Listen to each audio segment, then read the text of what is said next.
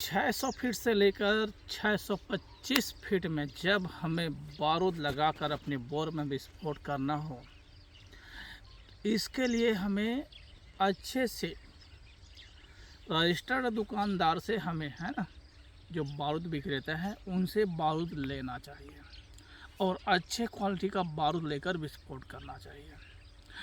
और 600 से लेकर 625 फीट की गहराई में हमें अधिकतम 22 किलो बारूद से विस्फोट करना चाहिए। जब वहाँ की जो सॉइल है, अंदर की सॉइल है, 600 फीट से लेकर 625 फीट की गहराई में एकदम हार्ड सॉइल है, तभी 22 किलो बारूद लेकर विस्फोट करें। यदि वहाँ दलदल है या बहुत लूज है तो फिर ये कोई मतलब नहीं होगा। ये मैं जो बता रहा हूँ एकदम हार्ड सॉइल के लिए बता रहा हूँ। और वह तभी करें जब वहाँ पर आपको खुदाई के दौरान हल्की फुल्की पानी मिला हो या बहुत अधिक नमी मिला हो, है ना, तभी करें। और नहीं मिला है तो फिर वहाँ पर बारूद लगा कर विस्फोट कराने से कोई फ़ायदा नहीं मिलेगा, क्योंकि जो बारूद होती है ना 22 किलो की बारूद जो फटेगी, वहाँ मान के चले कि 25-30 फुट तक ही ज़्यादा डैमेज करेगी, दरारें पैदा करेंगी, वहाँ मतलब एक कुआँ की तरह बना देगी, है ना। और जब हम बारूद लगा रहे हैं 600 फीट से लेकर 625 फीट, तो उसके नीचे कम से कम 40-50 फीट का बोर और गहरा होना चाहिए, ताकि जो विस्फोट होगा, जो मलमा टूटेगा, वो वहाँ जाकर रुक सके। यदि वहाँ गहरा नहीं है और हम लगा देते हैं, और या फिर कहें हमारी बोर ज़्यादा 600 से लेकर 625 फीट ही गहरी है और हम वहाँ बारूद लगा देते हैं, तो पानी मिलेगा भी तो जो बारूद झड़ कर है, जो क्या बोलते हैं, जो चट्टानें हैं ना, बारूद से जो टूटेगा वो जो सारी चट्टानें वहीं पर आके रुक जाएगा, फंस जाएगा, और जो पानी जो है उबाल देना है वो नहीं दे पाएगा।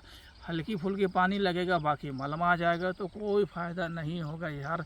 तो आप लोग ना जब कभी भी आप वहाँ पर विस्फोट करते हैं 600 से लेकर 625 फीट में, तो आपके पास इतनी गहरा हो ताकि जो मलमा टूटेगा तो वहाँ जा सके, है ना। और मलमा टूटेगा और अंदर कहीं जगह नहीं तो फिर वहीं सब रुक जाएगा, कचरे की तरह फंस जाएगा, और पानी की जो धार जो टूट कर जो पानी की धार आ रही है वहीं पर फंस कर रह जाएगा। तो आप लोगों को ये सावधानी बरतना है। अब रही बात, अब बारूद कितने दूर तक असर दिखाएगा यार, मैं हर वीडियो में यही बताता हूँ कि 5, 6, 7 फीट तक का असर दिखाएगा, है ना। और रही बात, ये जो बारूद फूटेगा तो मान के चले दरार मिल गई तो दूर दूर तक चला जाएगा, और है ना, अगर दरार नहीं मिलेगी तो केसिंग से होते हुए उसकी जो एनर्जी है वो बाहर निकलेगी, और सामने पानी भी निकलेगा, और जो पत्थर के छोटे छोटे टुकड़े हैं वो भी निकलेगा, तो ये निकलता ही जाएगा, है ना। लेकिन ज़्यादातर नहीं निकलता, जो बारूद जो फंसी होती है, जो टूटती है, उसका ज़्यादा आधा 1% ही बाहर निकलती, बाकी अंदर ही रुक जाती है। अब रही के बाद, इसके लिए जब हम विस्फोट कर रहे हैं तो बोर में पर्याप्त पानी होना चाहिए, और नहीं है तो उसमें पानी भर दें, उसके बाद विस्फोट करें, और केसिंग को अच्छी तरह से जकड़ कर बांध कर रखें ताकि केसिंग डैमेज ना हो, उसके कोर नहीं टूटना चाहिए और केसिंग फटना भी नहीं चाहिए, है ना। तो ये सब सावधानी बरतते हुए विस्फोट करवाएं। और मेरे अंदाज से तो यार 22 किलो पर्याप्त है 600 से लेकर 625 फीट की गहराई के लिए। और लगाने वाले तो बहुत लगाते हैं, लेकिन हमें ज़्यादा नहीं लगाना, इतने में अपना काम चल जाता है। इतने में नहीं निकलेगा तो मान के चलो कोई गुंजाइश नहीं है वहाँ पर। और लेकिन गुंजाइश तभी बनेगी जब आप लोग जो खुदाई के दौरान आपको परफेक्ट मालूम हो कि इस गहराई पर ही पानी लगी थी या हल्की लगी है, तभी करें। अगर पानी कहीं और लगी है और हम ब्लास्ट कहीं और कर रहे हैं तो फिर पानी नहीं लगेगी। अमूमन यही सोचते हैं हम लोग कि नीचे में ब्लास्ट कर रहे हैं, 600 फीट से लेकर 625 फीट की गहराई में हम 22 किलो की बारूद लगा के विस्फोट कर रहे हैं, तो यही लगेगा कि पूरे बोर को कवर कर लेगा वो। तो ऐसा सोचना गलत है आप लोगों का। भाई जहाँ पर ब्लास्ट लगी है वो ज़्यादा से ज़्यादा 25-30 फीट तक को ही डैमेज करेगी, है ना, चूरा बनाएगी या दरारें पैदा करेगी। पूरे नीचे से लेके ऊपर तक का वो कोई प्रभाव उसका नहीं पड़ेगा, फटेगी वहीं पर जहाँ पर हम लगाएं 600 से लेकर 625 फीट पर, वहीं पर फटेगा। 25-30 फीट के दायरे को वो डैमेज करेगी, वो डिस्ट्रॉय कर देगी, है ना। उसके बाद वहाँ जो एनर्जी है, विस्फोट होने के बाद एनर्जी है बाहर निकल जाएगी। तो अंदर से होते हुए ऊपर आएगी, लेकिन वो जो हम सोचेंगे कि ऊपर भी तोड़ेगा, तो ऐसा नहीं है, ऊपर नहीं तोड़ेगा, वो एनर्जी बाहर निकलेगी। और एनर्जी जब बाहर निकलती है उस समय बहुत अधिक गर्मी होती है, बहुत अधिक उसमें प्रेशर होती है, तो केसिंग को डैमेज कर सकती है। लेकिन केसिंग अच्छा से मजबूती से लगा हुआ है, अच्छा मजबूत है, उसका धसाई अच्छी से हुई है, तो केसिंग में कोई डैमेज नहीं डालेगा वो।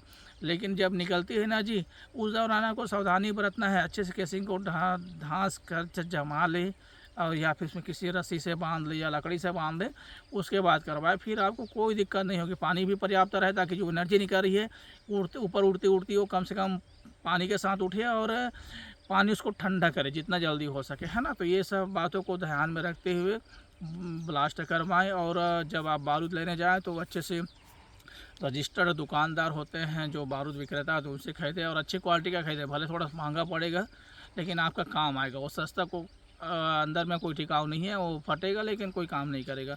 इसलिए आप अच्छे क्वालिटी का बारूद लें और उन्हीं लोगों से विस्फोट करवाएं। और जब विस्फोट करवा रहे हैं उस समय से वहाँ दूरी में रहे, बहुत दूर में रहे, पास में नहीं रहे, क्योंकि 22 किलो का जो विस्फोट हो रहा है तो एनर्जी के रूप में बहुत अधिक दूर तक ऊपर तक जाएगी।